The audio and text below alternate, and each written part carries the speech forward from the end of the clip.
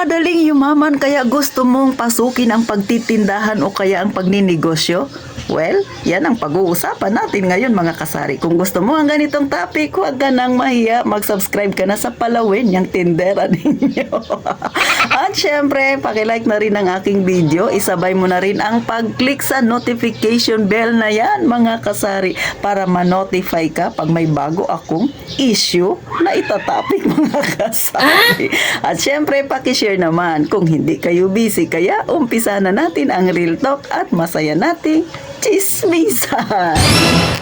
Magandang araw mga kasari-sari. Ito na naman ang inyong palawenyang tindera. Sa mga bago pa lang sa aking channel, ako si Ate Tintin. Lahat ng topic na ukol sa suliraning pangtindahan ay itatopic natin yan. Kaya kayo kung may gustong malaman, gusto nyo ng second opinion, wag na kayong mahiya kay Ate Tintin. Please lang, mag-comment kayo dyan. At syempre, pag-chismisan natin yan mga kasari.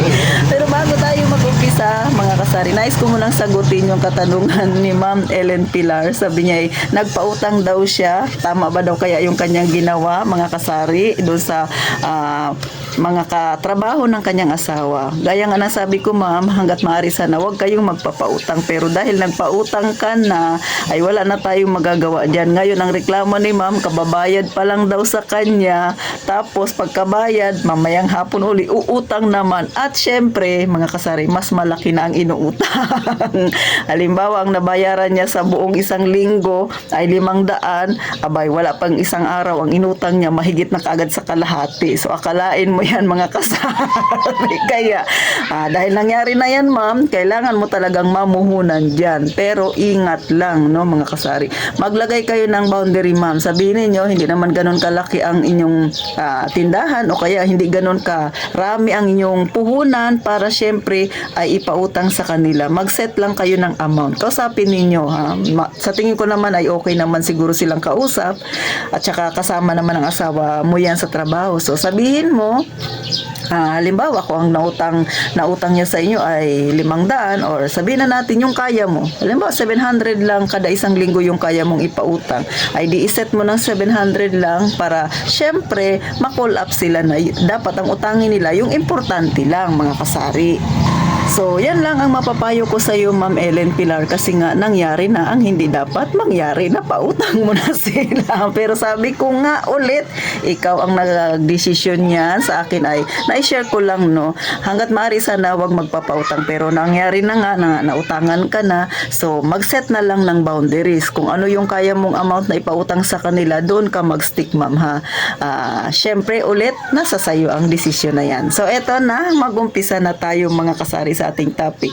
Kaya ka ba gustong magnegosyo, gustong pasukin ng pagtitindahan dahil gusto mong yumaman kaagad? Totoo ba yan mga kasari? Abay, mali. Bago ka yumaman, di ba? Katulad ng SM, bago nakilala yan, bago yumaman yan, naging bungacious ng husto. Abay, alam natin ang pinagdaanan ni Mr. C, yung namayapang Mr. C, di ba? Nagumpisa siya sa medyo mahirap na pamamaraan. Kaya, kung ikaw, pinasok mo yung ganitong negosyo dahil gusto mong yumaman, una mo munang payamanin yung pasensya mo. Ay bakit? Lalo na ganitong negosyo mga kasari, mga customer, iba-iba ang ugali na makakasalamuha mo. Minsan, masasagad talaga nila ang iyong pasensya. Kaya bago ka magnegosyo, payamanin mo muna yung pasensya mo. Kaway-kaway sa mga tinderang kagaya ko na kahit inis na sa customer, nagpipigil pa rin kasi nga nasa larangan tayo ng pagbebenta. Mahalaga ang pangalan natin mga kasari. Bakit ko nasabing mahalaga ang pangalan? Pagka kayo, nagkaroon kayo ng customer na tapat ninyo yung customer na wala sa ayos yung pag-iisip. Siya na nga yung may kasalanan, siya pa yung may ganang gumawa ng issue. Ay nako, lalo na kung yan ay marites. Nako, imamarites kayo niyan kung saan-saan. Ngayon, yung mga pinangmaritesan niya, naniniwala yan. Siyempre, hindi natin masabi, no? Mga beshi-beshi niya yan. Lalo na yung iba, mga one-sided. Hindi nila inaalam yung totoo. Ayari na kasi nagninegosyo ka. Kaya, bago mo pasukin ang pagninegosyo, negosyo, bago mo isiping yayaman ka dito, payamanin mo muna ang pasensya mo, ha, mga kasari. Yan ang mapapayo ni Ate Tintin. Pero totoo naman talaga, may pera sa pagtitindahan. Talagang may yumayaman din, mga kasari. Depende na yan sa paghawak ninyo ng inyong negosyo. Eto ha, mga kasari, mag-real talk tayo. Yung mga nakikita ninyo na yumaman sa pagninegosyo, bago nila narating yung pagiging mayaman, alam natin kung gaano yung hirap na kanilang pinagdaanan. Kaya ikaw na nag-iisip, gustong pasukin yung pagninegosyo dahil gusto mong yumaman, wala pong shortcut sa pagyaman, mga kasari. Pero totoo, malaki ang binago ng aking buhay nung ako ay nagnegosyo. Minsan nga naiisip ko, mga kasari, no, kung may babalik ko lang yung panahon, kung pwedeng ibalik yung oras na bumalik ako sa dating nung medyo bata-bata pa ako, mga kasari. Sana naisip ko, hindi na lang ako nagpasok sa pagiging gwardiya. Sana nagumpisa na ako na nagtindahan. Ngayon ko naiisip na mas maganda, mas mainam pala na nagnegosyo ako. Baka mas malaki na yung naipon ko at mas marami na akong naipundar kumpara nung ako ay nagtrabaho pa bilang isang gwardiya. Sa totoo lang, no, sa pagiging empleyado, hindi ko nila lahat ha, pero ito ay personal kong experience. Nakakapagod ang pagiging empleyado. Maraming amo. Nandiyan yung supervisor mo. O, sa pagiging gwardiya, tinatawag nilang SIC. Plus, may mga kasama ka pa na feeling amo. O, kala mo, sila yung tagapagmana ng kumpanya. Ay, lalo na ako, gwardiya. Tapos, yung mga dumadaan sa establishment. O, isa rin yan sa pakikisamahan mo. So, marami kang pakikisamahan. Maraming entitled. O, lalo na yung mga customer na ma-attitude, mga kasari. Kasi nga dati nasa mall ako, di ba? Yung feeling na hinahamak-hamak kanila dahil isa lang akong gwardiya. So naranasan ko na yan, halos lahat na ng ugali ng tao ay nakasalamuha ako ng mga kasari. Kaya nga, nung nagtindahan ako ay medyo hindi na bago sa akin yung ibang pag-uugali ng ibang customer kasi mas matindi pa yung aking naranasan, mga kasari. Pero naisip ko kung mas maaga ko sanang nadiskubre na nagtindahan ako kahit na maliit yung aking puhunan, dapat nag-go na ako. Kaya eto mapapayo ko sa mga gustong pasukin yung ganitong negosyo. Maling mindset yung kaya ka nagnegosyo kasi gusto mong yumaman. Mali. Kasi bago ka dumating sa pagyaman na yan, mga kasari, ang payayamanin mo muna ay yung haba ng pasensya mo. Kaya nasabi ko, iba't ibang tao ang makakasalamuha mo pag ikaw ay nagnegosyo. At syempre, kabilang na dyan yung mga ma-attitude na tao, mga kasari. Hindi yan pwede nalampasan mo. Ganon yan. At saka sa pagninegosyo, mga kasari, no, grabe yung sipag dapat ang ilaan mo. Grabe yung tiyaga.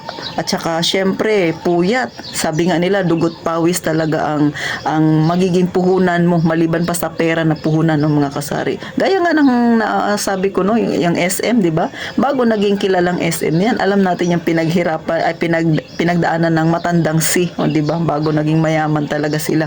So, ganon din sa atin na mga nagtitindahan. Kaya maling-maling mindset talaga na kaya gusto mong magnegosyo kasi para yumaman. Marami ka pang pagdadaanan, mga kasari. Nandyan yung mga ups and down na kinakaharap ng isang nagninegosyo. Kabilang na tayong mga sari-sari store. Ito ay negosyo din. Bagamat maliit lang siya, pero mga kasari, alam natin sa umpisa na sa maliit nag-uumpisa yung malaking negosyo. Kaya para sa akin, no, ay masaya ako sa aking ginagawa, pero hindi ako nag-isip na yayaman ako kasi hindi naman yan yung naging goal ko nung pinasok ko ito. Ang goal ko lang noon ay syempre makasurvive sa araw-araw, and then nabago na siya ng paunti-unti. Gusto mo nang makaipon, ngayon na nakaipon ka na paunti-unti, may gusto ka na namang goal. So ganun po yung pagninegosyo, pahakbang pa isa-isang hakbang pasulong, hindi magic, mga kasari.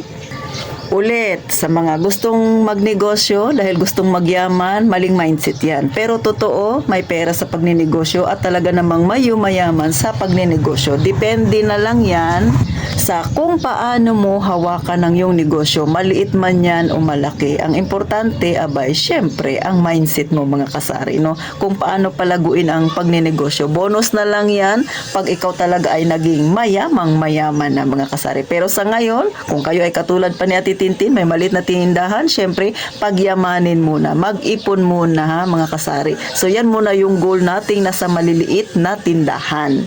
So paano, hanggang dito na lang si Ate Tintin. Sana naka-inspired ako sa mga gustong magnegosyo mga kasari. Abay, hindi basta-basta ang hamon ng buhay na papasukin mo. Pero dapat maging handa ka kung gusto mo talagang yumaman mga kasari, no? Kasi doon naman talaga ang pagtungo mo kapag ikaw ay magaling humawak ng iyong negosyo. So muli, bago magpaalam si Ate Tintin, huwag kalimutang mag-subscribe at syempre open na po ang ating membership mga kasari kung kayo ay ma-extra. At muli ako makikiusap, huwag nyo namang i-skip ang ads na maliit ni Ate Tintin. So paano mga kasari, hanggang dito na lang at syempre gaya nga ng palagi kong sinasabi, mag-iingat tayong palagi mga kasari.